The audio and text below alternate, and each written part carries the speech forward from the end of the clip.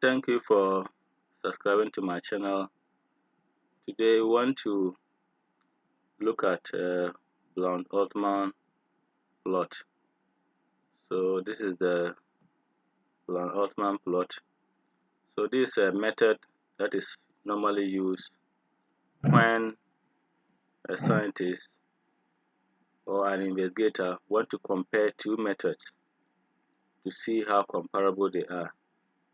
Usually one of the methods is a gold standard, like measured height or observed height, and then the second method is an alternative or it's a new method you want to find out whether it's comparable to the standard.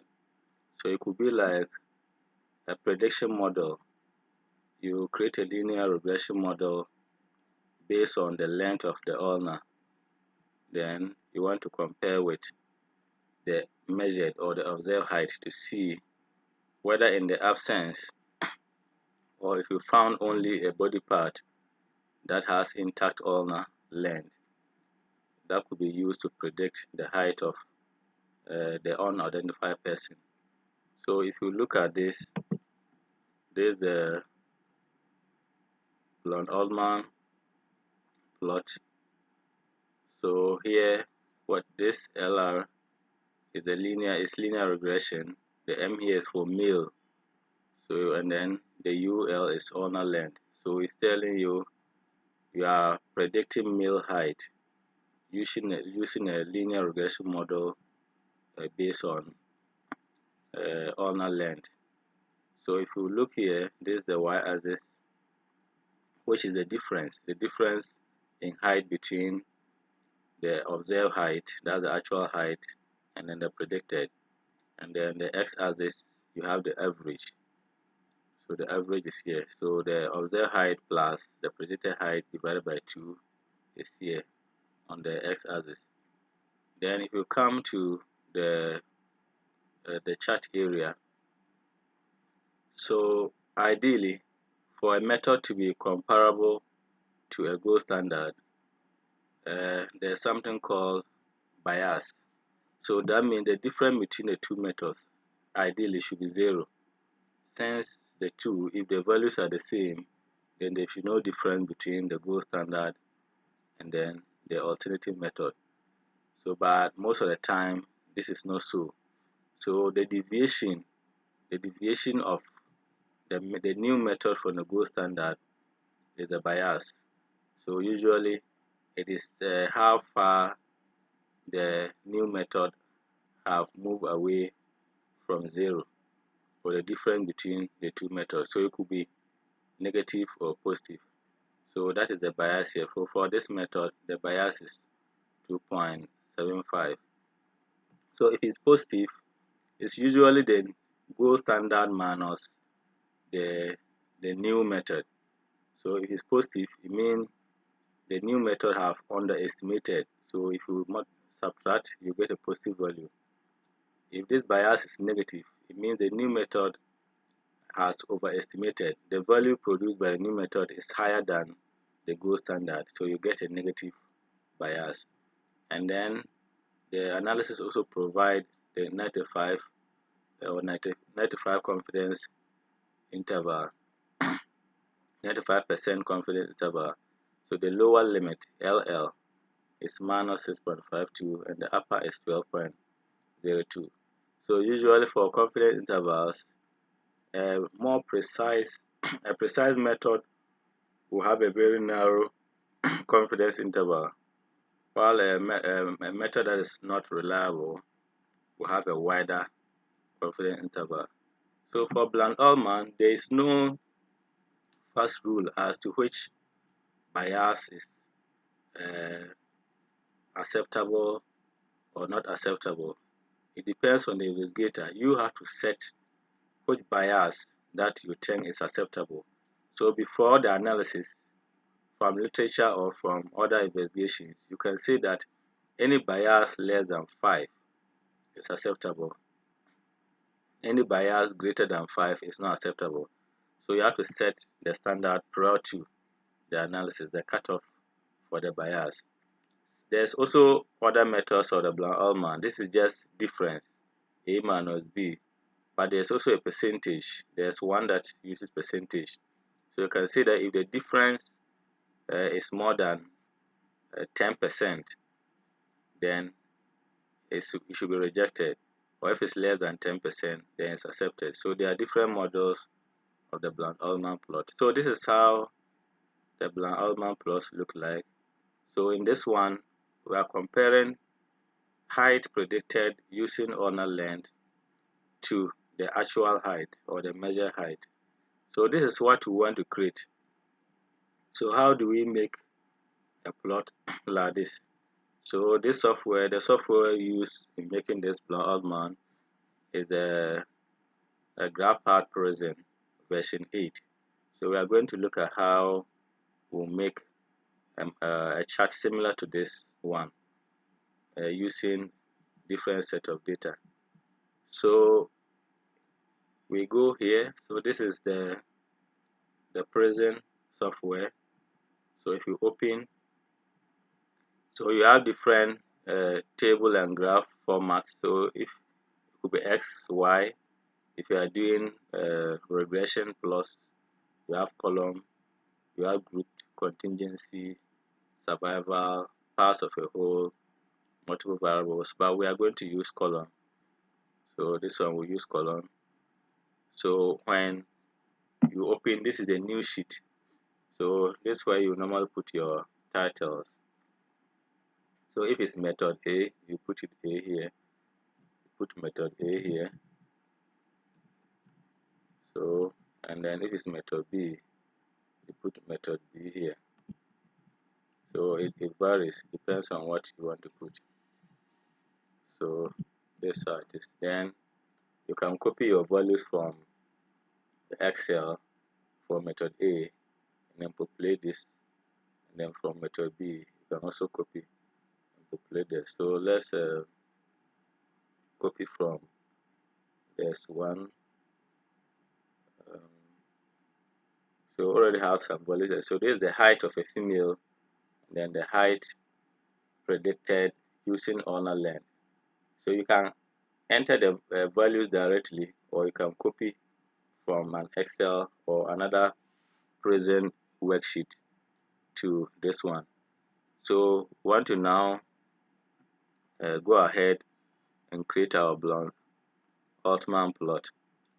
So this is for female. So male has already been created. For male graph, the plot based on owner length, this is how it is. So this is the male Bland-Altman. So we want to do female starting from the beginning so that you see how it is done. So you go to analyze. So you first select the data. So female, you select the data, the sheet, you go to analyze. So they are under column analysis. You'll find different type of tests. But what we want to do is the Bland-Altman. Bland-Altman normally compared to two data sets, not more than two. So you have one method, method A versus B, or measured height versus predicted height. So you select Bland-Altman and click OK. So this is what I spoke about. There are different types of Bland-Altman. So you see difference. If you just want the difference, A minus B versus the average, that's the first option. If you want ratio, A divided by B, then by the average versus the average. If you want the difference, so you can get difference as a percentage. So this method is also usually used. So the difference, the raw difference and the percentage difference are the most common methods used. So you can tabulate the difference as a percentage, or just want it as the raw value difference. So let's go with the first option. Maybe in another presentation we'll look at the percentage. So you click OK. So when you click OK, it will bring you to this window. So here you see the bias. So the bias is 0.7200, but because its height usually measured in one decimal, you can make it 0.7. or 0.72. So this is the standard deviation of the bias is here 5.842. But this is what we need. We need the bias plus the 95% limit of agreement. So that's the confidence interval. It's also called the limit of agreement. So it lies between minus 10.7 and 12.2. So you have to note down these values so that when we are editing the plot, we're able to put them into the plot. So the biases, you write them, you get a pen or paper and then write them down. So let's say bias is 0.72, then our lower limit is minus, so you write them down, minus 10.73, and then the upper limit is 12.17. So you note this thing down. So you now come to the plot. So for what we've done for the female, this is the plot. So you see how different it is. It's not automatic. So this is what we want. This is what we want, but when you do it initially, this is what you get. So that is not how we want it to be. We want to have something like what I showed previously. So what do? So you double click on the y-axis, so you get this pop-up window. So you want to format it. So first we want to format the frame. So you click on frame and origin. We don't want it to be automatic. What we've seen there is the automatic design, but we'll select lower left. We want the frame to go to lower left, so click on this lower left. The shape, we want it to be wide, so that one we'll still leave it as wide. Then frame style, we want to offset X. So let's see what it looks like before we come back. So you see, this is what we've done. For making it lower left, you see that the Y and then the X axis have been repositioned. You have your zero line. Okay, it's still not done, so we'll double click again. We want to make it look nicer, so we'll go back to the frame and origin, and then here we'll offset X and Y axis. That means you separate them. So you can see down here, when you offset, the Y axis detaches from the X. So you can see this is how it looks like here. Alright, so still not done. We'll do it step by step. So double click again. This time we want to indicate the bias, then the lower and the upper limit on the y-axis. So usually you come here, you see that we are on the y-axis. Top here, you select y-axis, then you come here, so you enter the value for the bias.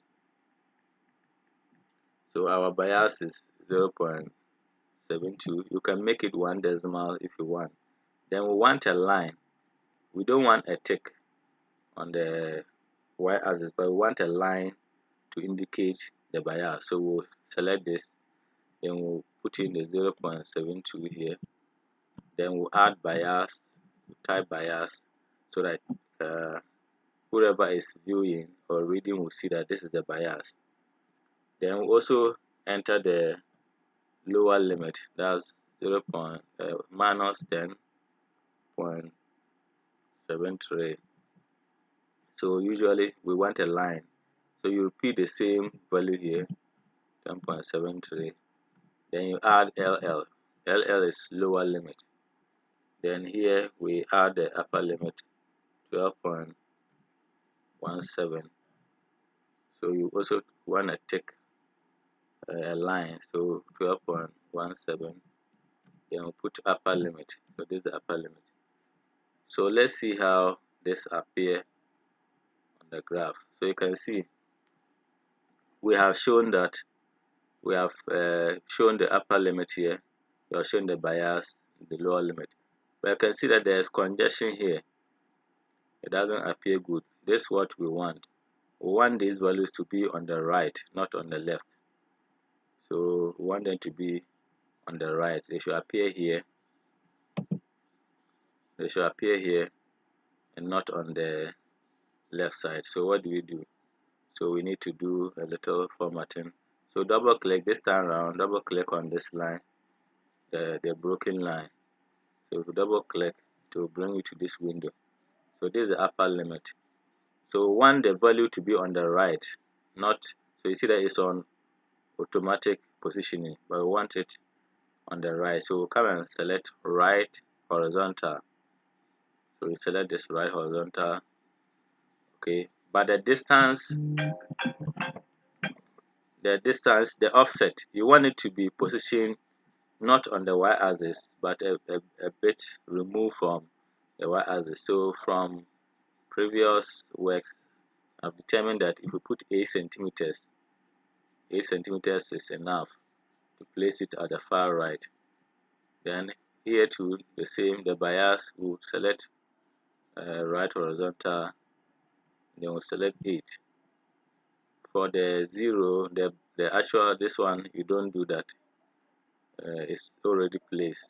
So we go to the lower limit, we select the right horizontal, and then 8.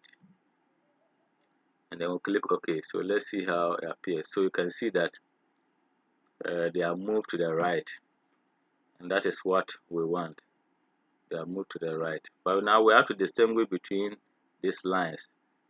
They appear to look the same, but we have to format them to be different. So usually in Bland-Altman, you make the zero line, which should have been the ideal bias. You can make it a thicker, a solid line to distinguish it from the rest. So you make this one solid. The bias, you make it the next broken line a bit heavier than, or a bit thicker than the limits of agreement. So you click this one OK. So let's see how they appear. So you can see that the line on 0 is thicker. This is 0. The bias is 0.72. So the 0 is not showing here. So we can see, go back and see. We can put a 0 here. Also let it appear on the graph. Oh, it's not the best. So let's leave it. But usually, so it shouldn't be there.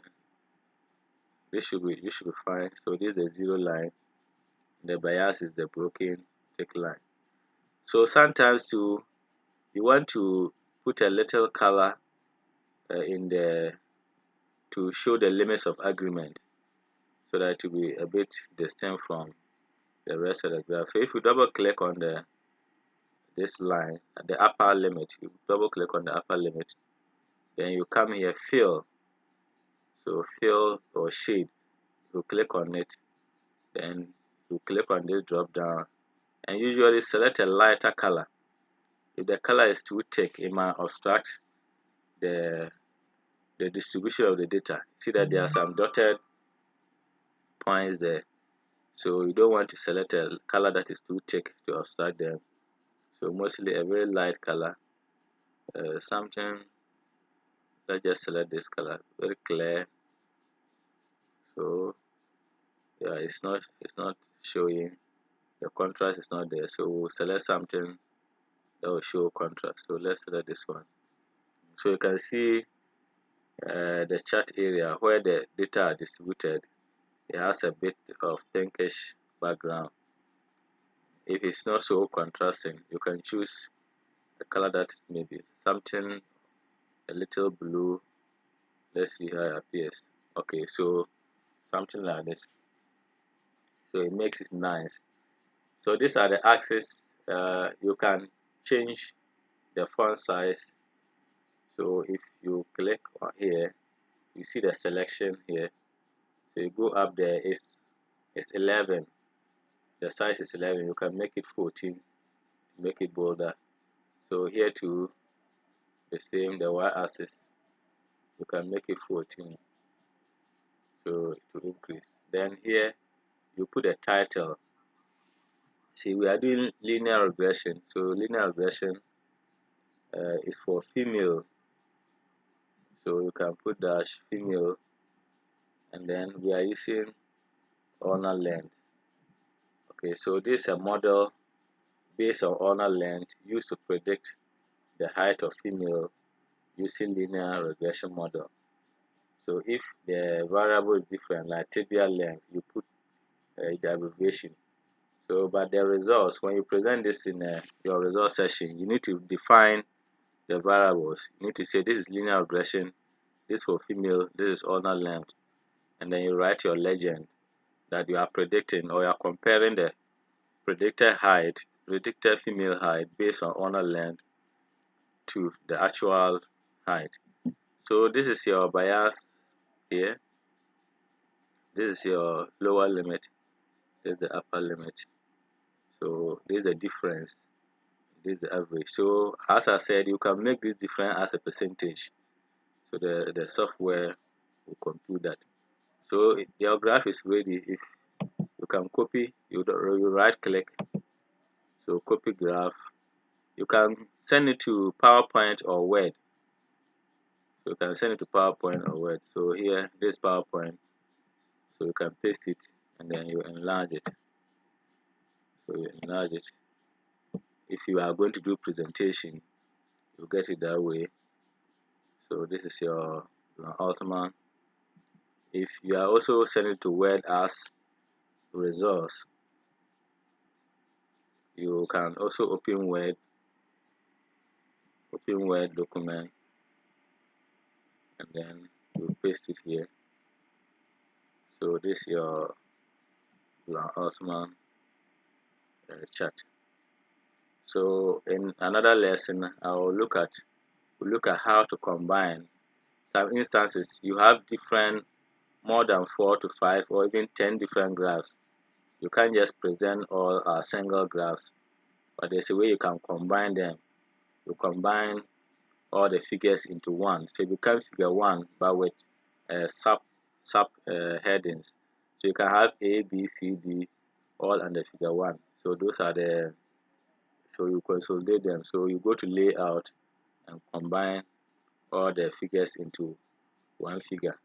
So we'll be looking at that one in the next lesson. So that is it. That is how you make your Bland-Altman. But as I said, the interpretation will now based on what has been done previously, whether this bias is acceptable or not. Is not just taken on the face value, but based on other previous research has shown that this is acceptable, or the investigator, have set your limits that any bias greater than 1 is not acceptable, less than 1 is acceptable. Then that way you accept this. Then you also consider the 95% confidence about whether you agree with it or it's acceptable to you. So mostly these are things you set prior to the analysis.